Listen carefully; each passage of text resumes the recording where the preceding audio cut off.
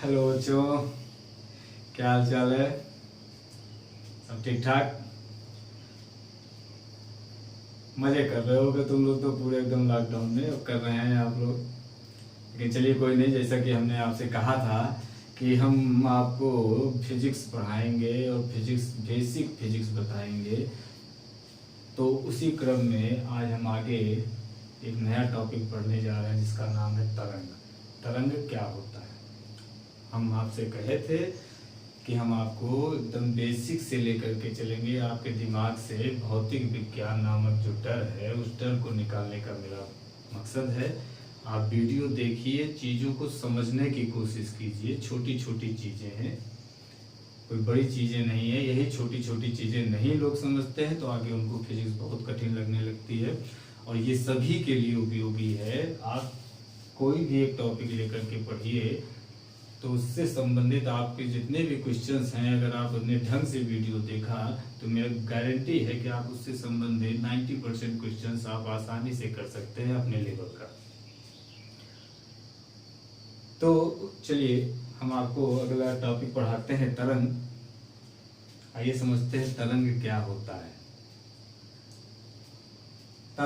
तरंग के लिए आप सभी तालाब में, जब अक्सर सभी बच्चों ने किया होगा, तालाब में पत्थर फेंकिए तो उस पर देखिए इसे गोल गोल, जैसे मान लीजिए यहाँ पर तालाब है, ये पानी, ये मान लीजिए ये तालाब है और इसमें पानी है। इसमें जब आप कंकर डालते हैं तो क्या होता है?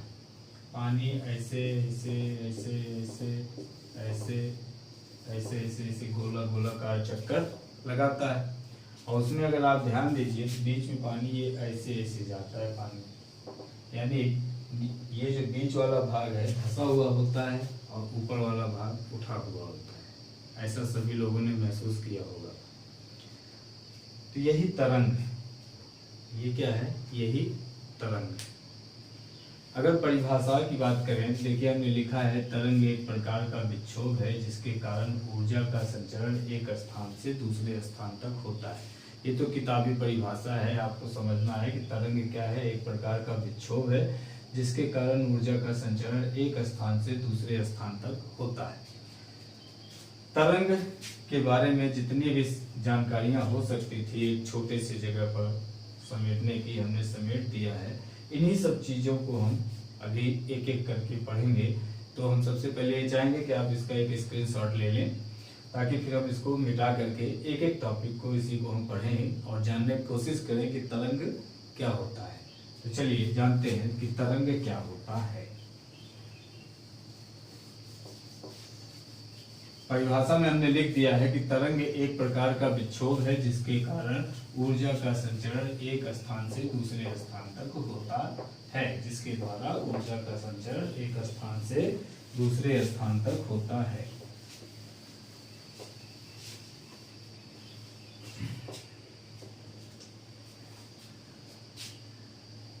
विक्षोभ क्या है? विक्षोभ, सबसे पहली बात तो हम परिभाषा में जो विक्षोभ शब्द है पहले यही जान लें। देखो मेरा मानना यह है कि कोई भी सब्जेक्ट कठिन नहीं होता है, सभी सब्जेक्ट आसान होते हैं। बस पढ़ाई का थोड़ा सा तरीका बदल दीजिए। हम करते क्या है, चीज़ों को सीधा पढ़ने की कोशिश करने लगते हैं, परिभाषा रटने की कोशिश करने लगते हैं, और रटी हुई चीज़ ज़्यादा दिन तक टिकती नहीं है। जैसे आप इंग्लिश के शब्दों का हिंदी में अर्थ पढ़ते हैं कि वर्ड और मीनिंग करके, वैसे सभी सब्जेक्ट के अपने अपने शब्द होते हैं। आपको उनकी पहले मीनिंग समझनी होगी कि वो उसकी मीनिंग क्या है, तब जाकर के आपको परिभाषा समझने की रटने की जरूरत ही नहीं पड़ेगी। आप आराम से परिभाषा समझ लेंगे। तो कहता है कि तरंग एक प्रकार का विक्षोभ है। विक्षोभ को अंग्रेजी में कहते हैं डिस्टर्बेंस। डिस्टर्बेंस यानी डिस्टर्ब मतलब क्या होता है? परेशान करना, यानी किसी को आप छेड़िए मत। विक्षोभ का अगर दूसरी हिंदी बात करें तो आप कहें व्यवधान डालना। पानी है, ऐसे पानी के कण है, ये शांति से तालाब में, नदी में, समुद्र में ऐसे बह रहे हैं। इसके कण अभी शांत। अब आपने क्या किया, एक पत्थर इस पर डाल दिया। अब इस पत्थर ने क्या किया, इसके कणों को छेड़ दिया, डिस्टर्ब कर दिया। क्या कर दिया, डिस्टर्ब कर दिया या व्यवधान उत्पन्न कर दिया। तो इससे क्या हुआ, उसी को हमने एक नाम दे दिया विक्षोभ। तो यानी हमने क्या समझा कि तरंग एक प्रकार का विक्षोभ है, यानी एक प्रकार का डिस्टरबेंस है, जिसके कारण ऊर्जा का संचरण एक स्थान से दूसरे स्थान तक होता है। तो अब देखो, ये पत्थर था और ये पानी थे।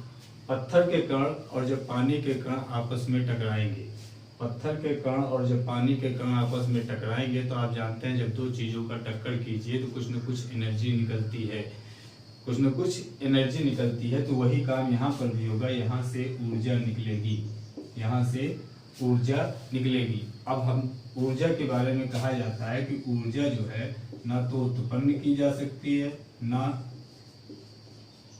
उत्पन्न की जा सकती है और ना ही नष्ट की जा सकती है। ना उत्पन्न की जा सकती है और ना ही नष्ट की जा सकती है। तो भाई जब न ये उत्पन्न, लेकिन यहाँ से ऊर्जा निकल रहा है, अब ये नष्ट तो होगी नहीं, नष्ट होगी नहीं तो कहाँ जाएगा।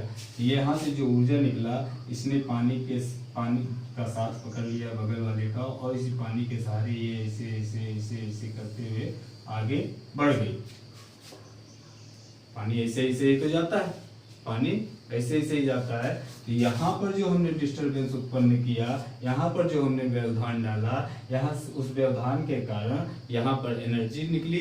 अब ये एनर्जी इस पानी के कणों के माध्यम से ऐसे ऐसे ऐसे ऐसे आगे बढ़ रही है। तो इसी को हमने परिभाषा दे दिया कि तरंग क्या है, एक प्रकार का विक्षोभ है, जिसके कारण या जिसके द्वारा ऊर्जा का संचरण, संचरण मतलब चलना, आगे बढ़ना, ऊर्जा का संचरण एक स्थान से दूसरे स्थान तक होता है। यहाँ से ऊर्जा निकली, अब मान लो यहाँ तक तरंग पहुंची, तो ऊर्जा यहाँ से कहाँ तक पहुंच गई, यहाँ से यहाँ तक पहुंच गई। ये कहलाया तरंग। तो सबसे मेन बात कि तरंग के लिए जरूरी है डिस्टरबेंस, विक्षोभ। अपने आप तरंग नहीं उठती है, आपको कुछ न कुछ व्यवधान डालना पड़ेगा। हाँ, व्यवधान डालने के माध्यम अलग अलग हो सकते हैं। जैसे यहाँ पर हमने पत्थर फेंक दिया, किसी को हिलाएंगे तो भी वो तरंग के रूप में गति करने लगेगा, उससे एनर्जी रिलीज होगी। तो व्यवधान डालने यानी विक्षोभ के कारण अलग अलग हो सकते हैं। लेकिन अगर कोई पूछे कि तरंग क्या है, तो आप कहेंगे तरंग एक प्रकार का डिस्टरबेंस है। क्या है, डिस्टरबेंस है, व्यवधान है, विक्षोभ है, और जिसके द्वारा ऊर्जा एक स्थान से दूसरे स्थान तक पहुंचती है। अब बात आई, ठीक है, अब जो ऊर्जा का एक स्थान से दूसरे स्थान तक स्थानांतर, अब यहाँ पर पानी था तो ये पानी को पकड़ करके आगे चला गया। मान लो पानी की जगह पर कोई ठोस पदार्थ होता तो वो ठोस के कण को आगे पकड़ करके चल देता। अगर कुछ भी ना होता तब, कुछ भी ना होता तब, मान लीजिए केवल यहाँ पर एक ही पानी का कण होता है, फिर कुछ ना होता, तब क्या होता, तब क्या एनर्जी न निकलती। चलिए उसी आधार पर हम आगे बढ़ते हैं और देखते हैं कि तरंगों का प्रकार क्या होता है, तरंग कितने प्रकार के होते हैं, तरंग कितने प्रकार के होते हैं। तो तरंग दो प्रकार के होते हैं, पहला तीन प्रकार के, सॉरी, तरंग तीन प्रकार के होते हैं। एक होता है यांत्रिक तरंग, दूसरा होता है विद्युत चुंबकीय तरंग, ये सारी चीजें हमने वहां पर चार्ट में बनाया था, और तीसरा होता है द्रव्य तरंग। तीसरा होता है द्रव्य तरंग। यांत्रिक तरंग वे तरंगे होती हैं जिनको चलने के लिए माध्यम की आवश्यकता होती है, जिनको चलने के लिए माध्यम की आवश्यकता होती है। वो माध्यम कोई भी हो सकता है, ठोस हो सकता है, द्रव हो सकता है, गैस हो सकता है, लेकिन माध्यम होना चाहिए। हमने कहा यांत्रिक तरंग वो होती हैं जिनको माध्यम की आवश्यकता होती है, यानी माध्यम इसको क्या है, चाहिए, माध्यम इसको चाहिए। और विद्युत चुंबकीय तरंग वे तरंग होती हैं जिनको माध्यम की आवश्यकता नहीं होती, जिनको माध्यम की आवश्यकता नहीं होती। उदाहरण के लिए सबसे आसान उदाहरण जैसे प्रकाश है, प्रकाश, जैसे प्रकाश, प्रकाश सूर्य से निकलता है और पृथ्वी तक पहुंचता है। प्रकाश सूर्य से निकलता है और पृथ्वी तक पहुंचता है। मान लीजिए ये सूर्य है, ये पृथ्वी है, पृथ्वी के बाहर ऐसे वायुमंडल है, पृथ्वी के चारों तरफ वायुमंडल है और बीच में अंतरिक्ष है। यहाँ पर कुछ नहीं है, ये क्या है, ये निर्वात है। यहाँ पर कुछ भी नहीं है, ना वायु है न ठोस पदार्थ है, यानी ये निर्वात है। यानी इतनी यहाँ से सूर्य प्रकाश की किरणें निकलती हैं और पृथ्वी तक पहुंचती हैं। ये सन है, यहाँ से प्रकाश की किरणें निकली और पृथ्वी तक पहुंची। तो देखिए यहाँ से प्रकाश इतनी दूरी तक इसने निर्वात में सफर किया और फिर इतनी दूरी तक ये वायुमंडल में सफर किया। अब वायुमंडल है तो यहाँ तो ये माध्यम में भी चल रहा है और ये यहाँ पर कोई माध्यम नहीं है, फिर भी चल रहा है। तो हमने क्या कहा कि प्रकाश क्या है, एक विद्युत चुंबकीय तरंग है। तो विद्युत चुंबकीय तरंग वे होती है जिनको चलने के लिए माध्यम की आवश्यकता नहीं होती है, जिनको चलने के लिए माध्यम की आवश्यकता नहीं होती है।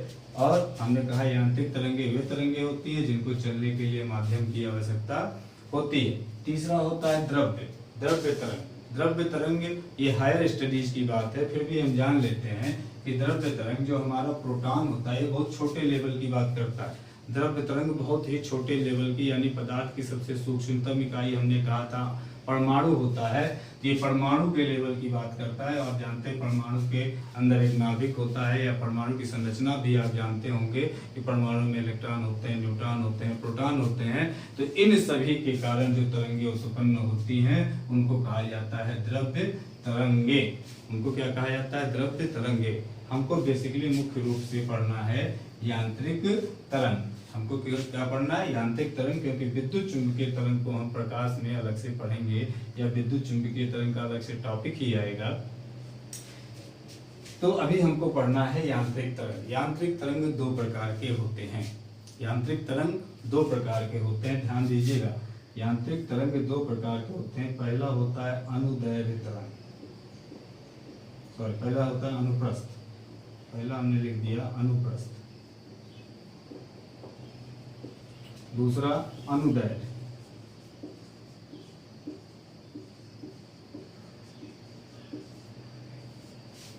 अनुप्रस्थ को इंग्लिश में ट्रांसवर्स कहते हैं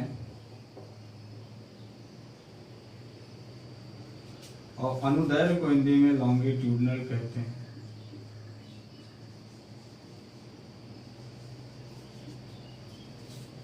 ट्रांसवर्स वेव, लॉन्गिट्यूडनल वेव। आइए अब समझते हैं कि अनुप्रस्थ तरंग क्या होता है। अनुप्रस्थ तरंग, अनुप्रस्थ तरंग, इसको ट्रांसवर्स वेव कहते हैं। तो ऐसी तरंगे जिनमें कण तरंग की दिशा के लंबवत गति करते हैं, उन्हें क्या कहते हैं, उन्हें अनुप्रस्थ तरंग कहते हैं। ऐसी तरंगे जिनमें माध्यम के कण तरंग की दिशा के लंबवत गति करते हैं, उन्हें क्या कहते हैं, अनुप्रस्थ तरंगे कहते हैं। जैसे मान लो, देखो अब फिर से आते हैं तालाब वाले उदाहरण पे। तो तालाब वाले उदाहरण पे जब हम पत्थर डालते थे तो हमारा वेग ऐसे ऐसे पानी ऐसे आगे बढ़ता था। मान लेते हैं इस दिशा में हम देख रहे हैं कि पानी इधर से इधर की तरफ आगे बढ़ रहा है। पानी इधर से इधर की तरफ आगे बढ़ रहा है। तो हम कहेंगे कि तरंग की जो दिशा है वो ये है हमारी तरंग की दिशा।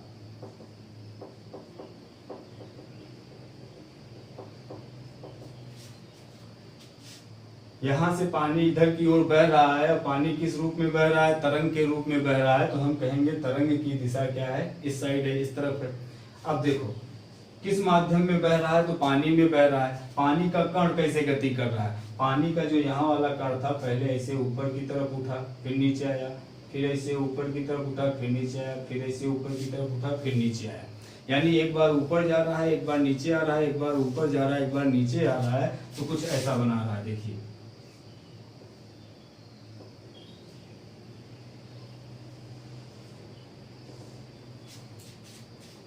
कुछ ऐसे आगे बढ़ रहा है। तरंग की दिशा तो ये हो गई, तरंग की दिशा ये हो गई, यानी टोटल पानी इधर जा रहा है, लेकिन पानी जा किस स्टाइल में रहा है, तो पानी एक बार सब ऊपर की तरफ जा रहा है, फिर नीचे की तरफ आ रहा है, फिर ऊपर की तरफ जा रहा है, फिर नीचे की तरफ जा रहा है। तो इस प्रकार की जो तरंगे होती हैं वो क्या कहलाती हैं, वो कहलाती हैं ट्रांसवर्स तरंगे या अनुप्रस्थ तरंगे। अब देखो हमने क्या कहा, परिभाषा कहा कि माध्यम के कण, यहाँ से यहाँ तक पानी, ये पानी ही तो है, ये पानी क्या हुआ, यहाँ से ऐसे ऐसे ऊपर उठा और यहाँ तक आया, यानी ये जो सबसे अधिकतम ऊंचाई इसकी ये है, या सबसे अधिकतम ऊंचाई ये, और तरंग की दिशा यानी एक कण सबसे अधिकतम ऊंचाई यहाँ तक पहुंचा और ये तरंग की दिशा, दोनों के बीच ये दोनों एक दूसरे के परपेंडिकुलर हैं यानी लंबवत हैं, दोनों एक दूसरे के परपेंडिकुलर हैं यानी लंबवत हैं। तो हम कहेंगे जब तरंग की दिशा और माध्यम का कण एक दूसरे के लंबवत गति करते हो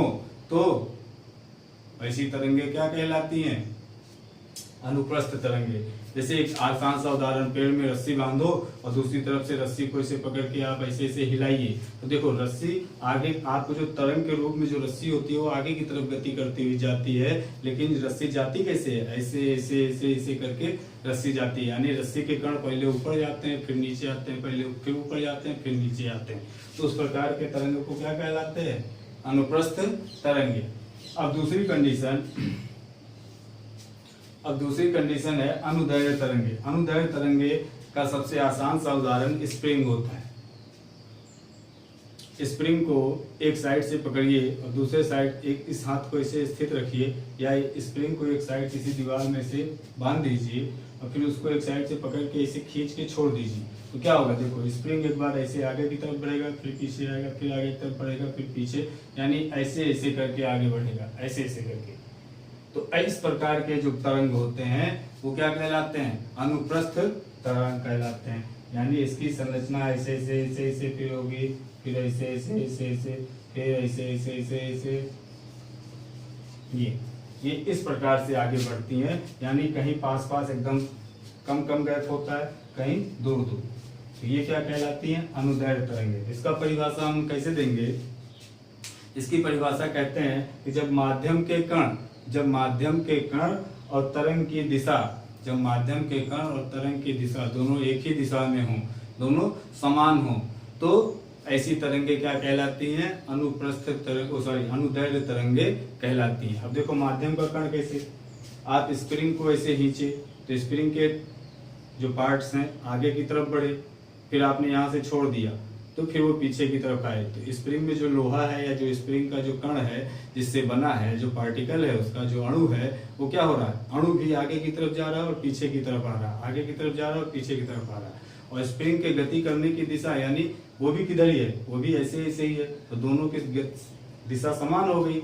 जब दोनों की दिशा समान हो गई तो ये जो तरंग बनी इसको हम कहते हैं अनुदैर्घ्य तरंग। इसको क्या कहते हैं, अनुदैर्घ्य तरंग यानी लॉन्गिट्यूडनल वेव्स। एक और उदाहरण लेते हैं, चलो देखो थोड़ा फनी सा है, समझिएगा अनुप्रस्थ तरंगों का। जैसे मान लो हम तुमको पकड़ लें, ठीक है, हम तुमको पकड़ लें और तुमको ऐसे उल्टा लटका करके, ऐसे पकड़ में पैर से ऐसे उल्टा लटका करके आगे की तरफ तुमको ऐसे ऐसे ऐसे ऐसे झुलाते हुए चलें, आगे की तरफ ऐसे ऐसे ऐसे ऐसे झुलाते हुए चलें, तो देखो जो तुम हो, मान लो तुम क्या हो, कण हो, क्या हो, तुम कण हो, तुम मेरे साथ आगे की तरफ जा रहे हो, मेरे साथ आगे की तरफ जा रहे हो, लेकिन तुम जा कैसे रहे हो, तुम्हारा शरीर एक बार आगे इस तरफ आगे जा रहा है, फिर एक तरफ पीछे आ रहा है, फिर ऐसे ऐसे ऐसे, यानी जो तुम्हारा कण है वो ऐसे ऐसे जा रहा है और तुम्हारी दिशा किधर है, सामने की तरफ। तो ये देखो एक दूसरे के लंबवत हो गए, एक दूसरे के लंबवत हो गए, तो ये क्या कहलाया, अनुप्रस्थ तरंग कहलाया। अनुप्रस्थ तरंग, माध्यम के कण और तरंग की दिशा एक दूसरे के लंबवत हों, माध्यम के कण और तरंग की दिशा एक दूसरे के लंबवत हों, ये कहलाया अनुप्रस्थ तरंग। अब देखो तुम ही को हम उल्टा न लटका करके सामने अपने ऐसे उठा लें, दोनों बांह से पकड़ के ऐसे उठा लें। अब हमको आगे की तरफ जाना है, लेकिन हम ऐसे ऐसे करके चल रहे हैं, तुमको एक बार आगे पीछे आगे पीछे आगे पीछे कर रहे हैं और हम आगे की तरफ बढ़ रहे हैं। तो अब क्या हो रहा है, तुम माध्यम के कण हो, तुम भी ऐसे उसी दिशा में आगे पीछे कर रहे हो और हम भी उसी दिशा में आगे की ओर बढ़ रहे हैं। तो ये तरंग कौन सी तरंग कहलाई, ये तरंग कहलाई अनुदैर्घ्य तरंग। इसका उदाहरण, सबसे फेमस उदाहरण ध्वनि तरंगे।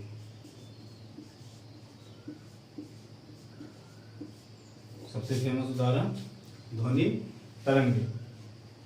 अनुदैर्घ्य तरंगों का सबसे फेमस उदाहरण ध्वनि तरंगे। बेसिकली अब हमको ध्वनि ही पढ़ाना था, लेकिन ध्वनि पढ़ने से पहले हमें जरूरी ये जानना चाहिए था कि तरंग वास्तव में क्या होती है, तभी हम ध्वनि तरंग को समझ पाएंगे आसानी से। तो हमने क्या बताया, अनुप्रस्थ तरंग क्या होती है और अनुदैर्घ्य तरंग क्या होती है। विद्युत चुंबकीय तरंग के बारे में हमने आपको बता ही दिया कि इसमें चलने के लिए माध्यम की आवश्यकता नहीं होती है। जैसे सबसे आसान सा उदाहरण क्या होता है, प्रकाश। प्रकाश एक विद्युत चुंबकीय तरंग है।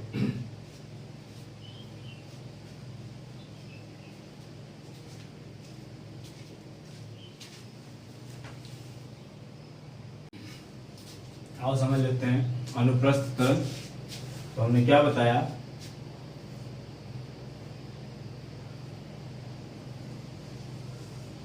ये अनुप्रस्थ तरंग का उदाहरण हो गया। इसमें देखो जो ऊपर वाला उठा हुआ भाग होता है सब, इसको बोलते हैं स्ट्रिंग। क्या बोलते हैं, स्ट्रिंग। और जो ये नीचे वाला भाग होता है इसको बोलते हैं हम गर्त। इसको क्या बोलते हैं, गर्त बोलते हैं। ये श्रृंग एवं गर्त के रूप में आगे बढ़ती है। तो हम लिख देंगे श्रृंग एवं गर्त के रूप में आगे बढ़ती है। अब इसमें माध्यम के कण जो होते हैं तरंग की दिशा के लंबवत होते हैं। कण जो होते हैं तरंग की दिशा के लंबवत। और सबसे इंपॉर्टेंट बात, ये केवल ठोस कामा द्रव में उत्पन्न हो सकते हैं। ये तरंगे केवल ठोस और द्रव में उत्पन्न हो सकते हैं। तो हमने तीन बातें बताई। ये श्रृंग एवं गर्त के रूप में चलती है। माध्यम के जो कण होते हैं वो तरंग की दिशा के लंबवत होते हैं। ये ठोस और द्रव में पाई उत्पन्न की जा सकती है। जैसे उदाहरण के लिए आप उदाहरण दे सकते हो, जैसे पानी में पत्थर फेंकने पर उत्पन्न तरंग, रस्सी, पेड़ को रस्सी से बांधकर उसको हिलाने में उत्पन्न तरंग। अब आते हैं अनुदैर्घ्य तरंग। अनुदैर्घ्य तरंग हमने क्या बताया, ये कुछ ऐसे जाता है।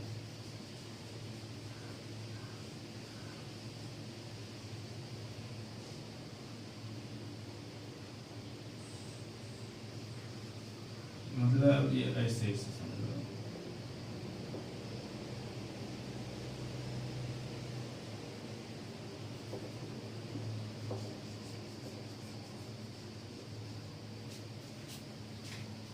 इसमें जो एकदम पास पास है, देखो ये पास पास, इसको बोलते हैं संपीड़न।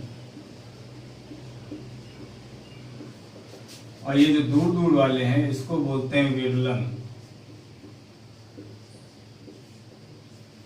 संपीड़न का मतलब सिकुड़ा हुआ, कंप्रेस मतलब दबाया हुआ, दबा सा, यानी पास पास। जो जब पास पास होते हैं तो ये हो गया संपीड़न, और जब दूर दूर होते हैं तो ये क्या हो गया, विरलन। विरलन मतलब बिखरा हुआ, दूर दूर, अलग अलग। तो अब देखो ये मान लेते हैं ये स्प्रिंग था, स्प्रिंग को हमने खींच करके छोड़ दिया तो स्प्रिंग आगे पीछे ऐसे होती है। लेकिन आप ध्यान से देखिए तो सभी स्प्रिंग के जो सभी फेरे होते हैं, तारों के जो सभी फेरे होते हैं, उसमें सभी फेरों के बीच में समान दूरी नहीं होती है। कुछ वाले ज्यादा तने होते हैं, कुछ वाले कम तने होते हैं। यानी आगे वाले ज्यादा तने होते हैं, पीछे वाले कम तने होते हैं। जब आप उसको खींचोगे तो आगे वाले ज्यादा तन जाते हैं और पीछे वाले उस हिसाब से नहीं तनते हैं। तो जो पास पास रहते हैं उनको कहा जाता है संपीड़न, और जो आगे वाले हिस्से होते हैं, जो दूर दूर स्प्रिंग के जो गोलाइयां होती हैं, फेरे होते हैं, जब वो दूर दूर हो जाते हैं तो क्या हो गया, विरलन हो गया। तो अगर हम स्प्रिंग के फेरों को कण मान लें, तो देखिए जो हमारी तरंग की दिशा है वो भी यही है, और स्प्रिंग के फेरों को अगर कण मान ले तो उसके कण भी आगे पीछे ऐसे गति कर रहे हैं। यानी माध्यम के कण एवं तरंग की दिशा समान, माध्यम के कण एवं तरंग की दिशा समान हो गई। ये तो हो गया अनुदैर्घ्य तरंगों का गुण।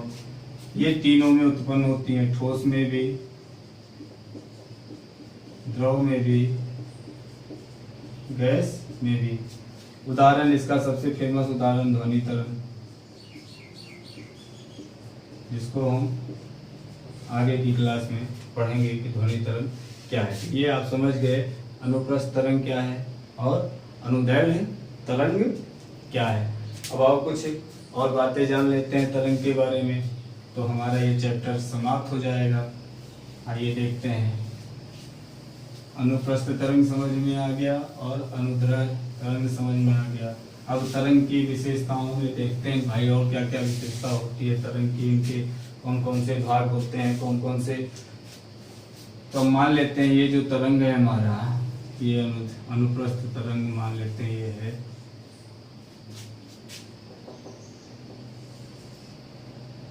ये हमने बना लिया।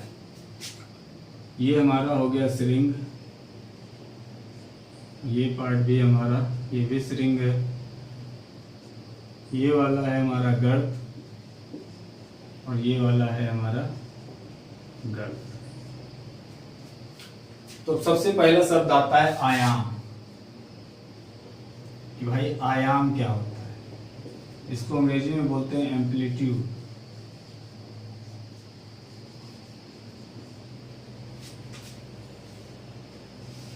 आयाम क्या होता है, तो कहता है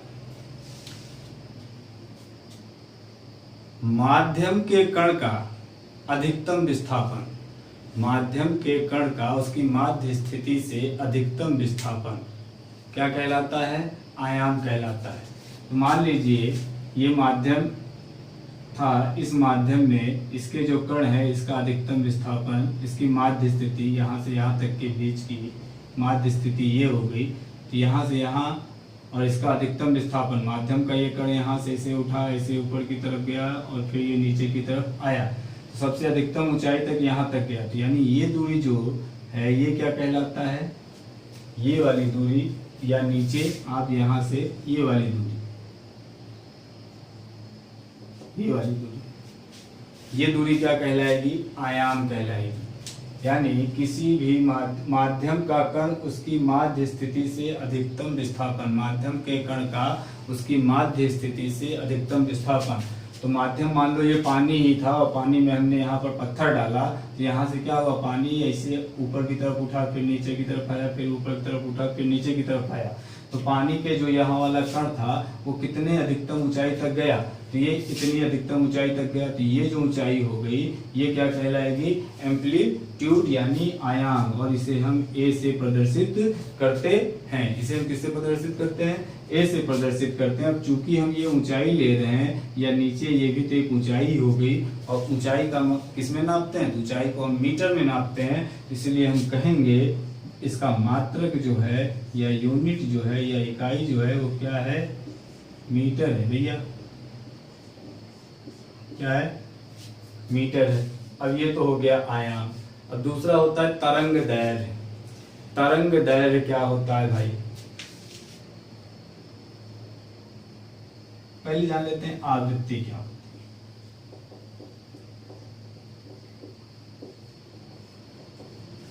आवृत्ति को हम स्मॉल n से प्रदर्शित करते हैं। तो एकांक समय में कंपनों की संख्या को हम क्या कहते हैं, आवृत्ति कहते हैं। एकांक समय में कंपनों की संख्या को ही हम क्या कहते हैं, आवृत्ति कहते। इसे हम n से प्रदर्शित करते हैं। अब ये क्या है भाई, आवृत्ति क्या है, यानी आवृत्ति एकांक समय में कंपनों की किए गए संख्या को हम क्या कहते हैं, आवृत्ति।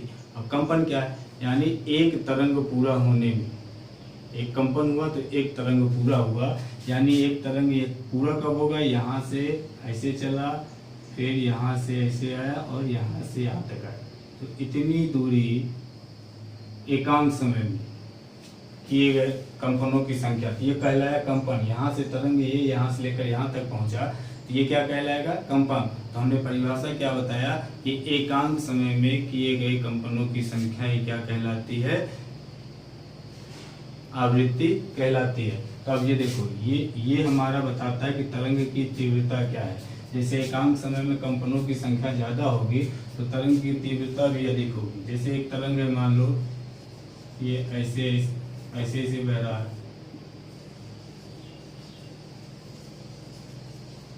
और दूसरा तरंग है हमारा ऐसे ऐसे बह रहा है, ठीक है, ध्यान दीजिएगा। अब मान लो ये वाला जो पॉइंट है ये है 1 सेकंड वाला, ये है 1 सेकंड का, दूसरे सेकंड में मान लेते हैं ये पॉइंट है 2 सेकंड का। अब देखो हमने क्या कहा कि एक कंपन क्या होता है, एक तरंग जब पूरा होता है वो चक्कर क्या कहलाता है, एक कंपन कहलाता है। तो यहाँ से यहाँ तक एक कंपन हुआ, फिर यहाँ से यहाँ तक 2 कंपन हुआ, और फिर यहाँ से यहाँ तक मान लेते हैं आधा कंपन हुआ, यानी टोटल हुआ 2 से 1/2 कंपन। कितने में? 1 सेकंड में। अब इसमें देखो ये, इसमें केवल आधा कंपन ही हो रहा है, तो हम क्या कहेंगे, 1 सेकंड में इसके कंपनों की संख्या अधिक है और इसके कंपनों की संख्या कम है, तो हम कहेंगे कि इस वाले तरंग की आवृत्ति अधिक है और इस वाले तरंग की आवृत्ति कम है। तो आवृत्ति को किससे प्रदर्शित करते हैं? n से प्रदर्शित करते हैं। अब तीसरा आता है आवर्तकाल।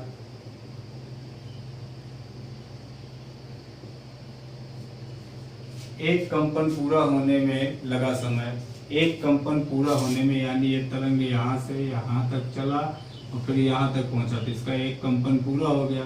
इतनी दूरी चलने में कितना समय लगा वो क्या कहलाता है? आवर्तकाल कहलाता है। इसे कैपिटल T से प्रदर्शित करते हैं। इसका जो मात्रक होता है, चूंकि समय है, ये समय बताता है, इसलिए इसका मात्रक होता है सेकंड। इसका क्या मात्रक होता है? सेकंड होता है। अब देखिए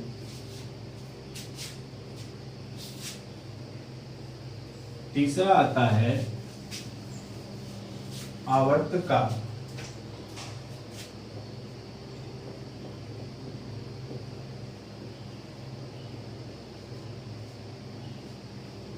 आवर्तकाल, इसे हम लैम्डा से प्रदर्शित करते हैं। इसको हम लैम्डा बोलते हैं, इसको हम ऐसे लिखते हैं, इसे हम लैम्डा से प्रदर्शित करते हैं। इसका नाम क्या? आवर्तकाल है। सॉरी तरंगदैर्घ्य।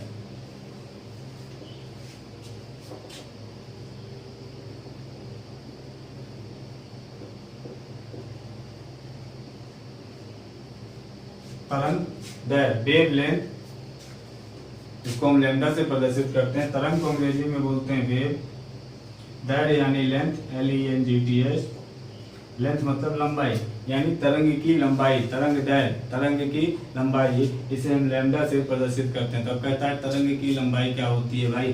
तो किसी भी तरंग के 2 श्रृंग अथवा 2 गर्तों के बीच की दूरी को तरंग की लंबाई कहते हैं। किसी भी तरंग के 2 श्रृंग अथवा 2 गर्तों के बीच की दूरी, मान लो श्रृंग इसका ये श्रृंग है और एक ये श्रृंग है, चाहे ये दूरी ले लीजिए, चाहे ये दूरी ले लीजिए, चाहे ये गर्त है और ये गर्त है, तो चाहे ये दूरी ले लीजिए, ये दूरी ले लीजिए, तो ये दूरी और ये दूरी हमेशा बराबर ही होगी। इसलिए कहा जाता है कि तरंगदैर्घ्य 2 श्रृंगों अथवा 2 गर्तों के बीच की दूरी को क्या कहते हैं?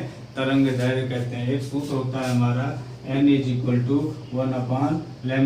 n क्या है? n है आवृत्ति, n क्या है? n है आवृत्ति, और लैम्डा क्या है? तरंगदैर्घ्य है। लैम्डा क्या है?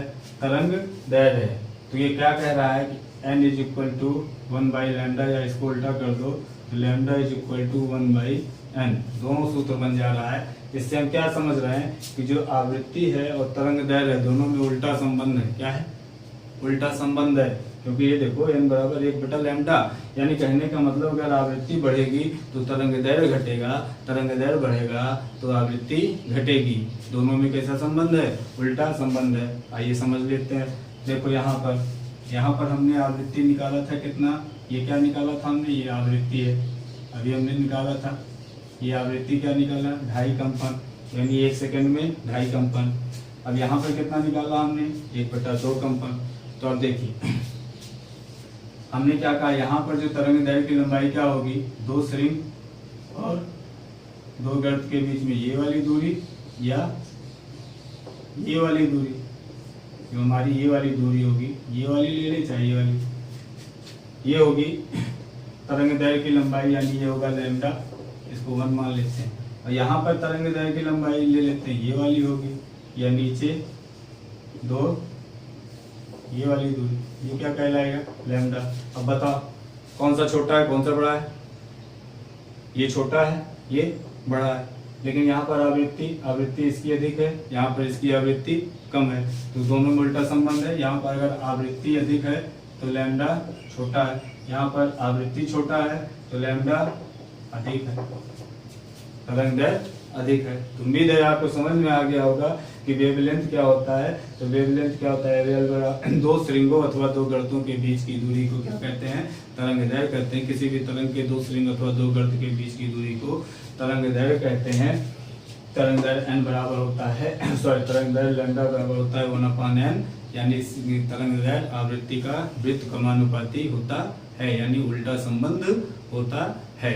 तो ये था तरंग के बारे में एकदम बेसिक सी जानकारी। हाँ, एक चीज और हम आपको बताना भूल गए कि आवृत्ति का जो मात्रक होता है, आवृत्ति का जो मात्रक होता है वो हर्ट्ज होता है। आवृत्ति का मात्रक हर्ट्ज होता है। तरंग दैर्घ्य चूंकि ये लंबाई बताता है तो इसका मात्रक मीटर में ही होगा, वेव लेंथ, ठीक है। ये हर्ट्ज हो गया आवृत्ति का मात्रक। उम्मीद है आपको ये समझ में आया होगा। अच्छे से पढ़िए और प्लीज वीडियो जरूर देखिए, क्योंकि देखते रहेंगे तो कुछ ना कुछ समझ में आता रहेगा और पढ़ाई से जुड़े रहेंगे आप लोग।